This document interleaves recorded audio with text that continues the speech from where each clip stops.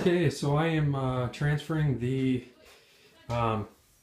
yeast beer that I got, the yeast I got from Ryan Lewis, kind of a Centennial Smash almost beer, and where I did the water treatment. So you guys can see it's pretty clear. Everything's dropped out. It's been about 2 weeks. Instead of doing all Centennial to dry up, I did an ounce of Cascade, ounce of Centennial. I wanted to add a little bit of variety. As you can see, it's pretty clear there. And then I have beer over here, very clear. I will do a quick review of this in a little bit. It looks like it's ending at 10:14, which is a little high for my beers usually. We'll see. I'm still getting airlock activity. We'll see if it drops a couple points. But you know, it'd be kind of nice to have an IPA in the 10:14 final gravity, a little bit sweeter. So, cheers, guys. Happy Homebrew Wednesday, guys. Just a short one this week. As you saw before this, I transferred the whatever. I do have a name for it. It's not very good, but it's the Salt Yo Ass Centennial Smash-ish beer. I think I'm just gonna leave it. So I transferred that over with Centennial and Cascade, and it smells really good with the dry hops. And I have a sample of it that I will give you a quick review of. Just quick things going on. The hop experiment's in full motion right now. I've done about 4 reviews, and I'll have the other ones coming eventually. What else do I have? Not a whole lot. I'm going to be bottling this batch, hopefully to send one to Ryan Lewis, Lew Brew, or and send one to Mash Paddle, because both those guys said they were going to send me some beer mail. So I want to send it to Lew Brew because he sent me the yeast, and also to Mash Paddle because he said he wants to send me a citrus smash beer that he did, I think he did, to see what I think of that compared to mine. So if this turns out, I'm going to send it to him. If it doesn't turn out, I will probably just send them some local beers, probably Bent Paddle from here. So that's one more thing. My wife works with a guy, and out of the blue, they were talking about home brewing, and he said that he grows hops. It's on my phone. I think he said he grows Glacier, Magnum, maybe Magnum, Centennial, Columbus, and Citra, and there's a couple more. And he'd be glad to give me whatever I want, because he said he doesn't really use it much anymore. He'll pick them and dry them, and I can have as many as I want, it sounds like. So probably in the fall I'll brew some beers with whole cone hops, which I've never done before. So that'd be kind of interesting. This beer ended at 10:14, which I said earlier, I usually get in the 10:10 range. But there was some activity and the yeast was still moving around. I think that's just it off-gassing, really.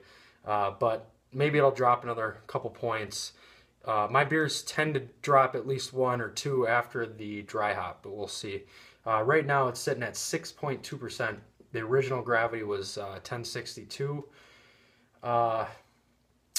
So here it is in the jar. As you can see, this is the one difference that I'm definitely seeing compared to my other beers at this stage. It is super clear. This is without any cold crashing.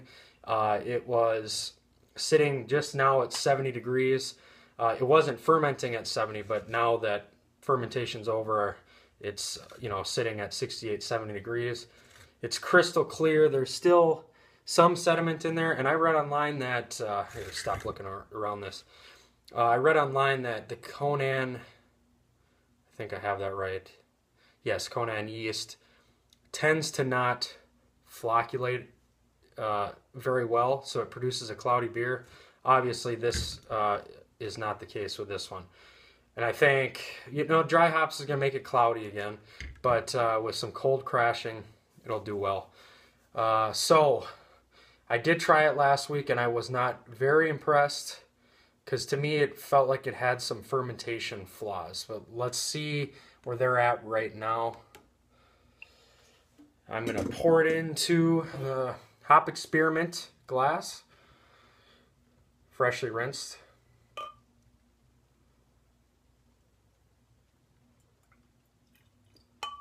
Okay. And my basement, you really can't see through this. Let me look up to a light. Yeah, it's clear, but I stirred up all the stuff that was at the bottom. But yeah, it's I think it's going to be clear. It's going to be a crystal clear beer, which to me doesn't matter all the time. We always talk about it. It's just one of those things where you get it, that's nice. If not, you know, it still can be a great beer. So, all right, let's go in for the aroma.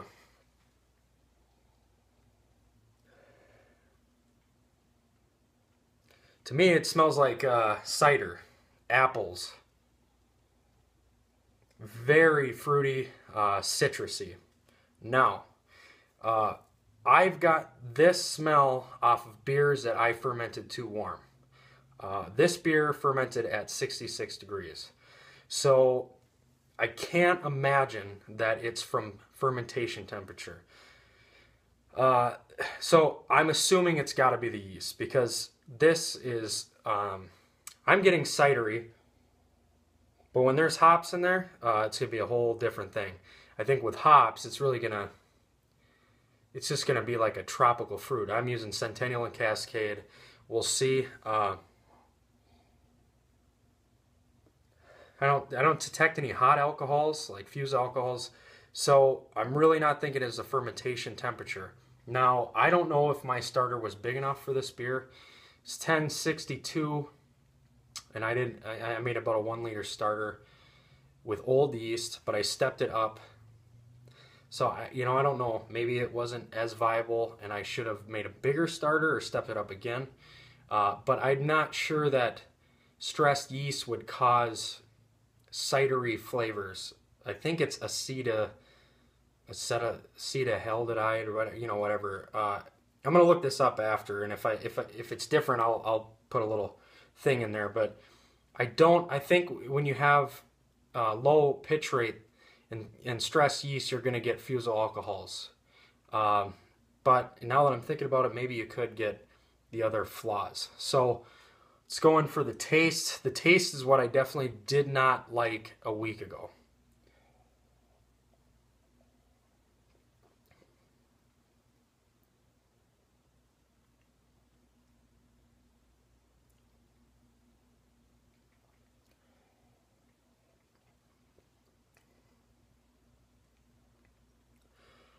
Whew. I'm going to have to dissect this one a little bit. I might cut this. All right, so I've sat here and thought about this a little bit.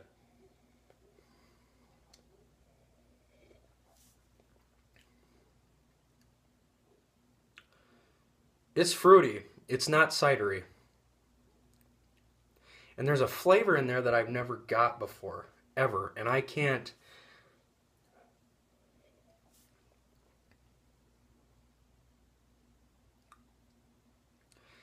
It's almost like a yeasty flavor. It's bitter, and, I only put... the IBUs aren't high in this. This is a way different beer than I've done Centennial, 200 clones in the past. Way different.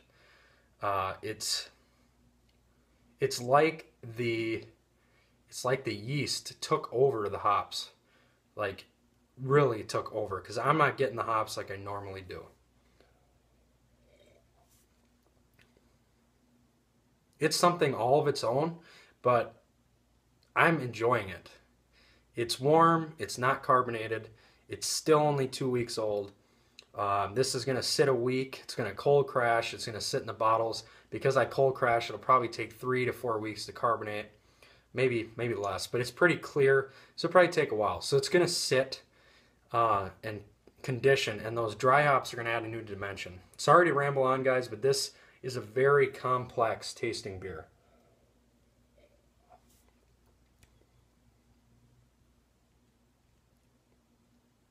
Now, water chemistry, I shouldn't have done I'm glad I did the water chemistry, but I need to do it in a beer exactly the same yeast, same everything, and see if I tell the difference. And I'm going to be doing water chemistry from now on until I get metallic off flavors or something. I'm not getting that. There might be maybe a little bit of a salty taste. Maybe the salts are playing in there a little bit, but I don't think so. So I'm done rambling, guys. I'm excited to have this carved up and dry hopped and see what it tastes like. Could be a total failure, but it could be also something that's the best complexity I've ever gotten a beer, that when people drink it, they go, wow. Because it'd be really nice to have a beer. I mean, I brew the typical stuff, but, nice to have a beer where someone drinks it and it knocks your socks off with how different and unique it is. And to me, this is definitely unique. All right, I guess that's it. Cheers, guys. Go Pack Go. And it wasn't short because I ended up taking too long with this, but we have nothing better to do than watch Homebrew Wednesday videos. All right, cheers, guys. Go Pack Go.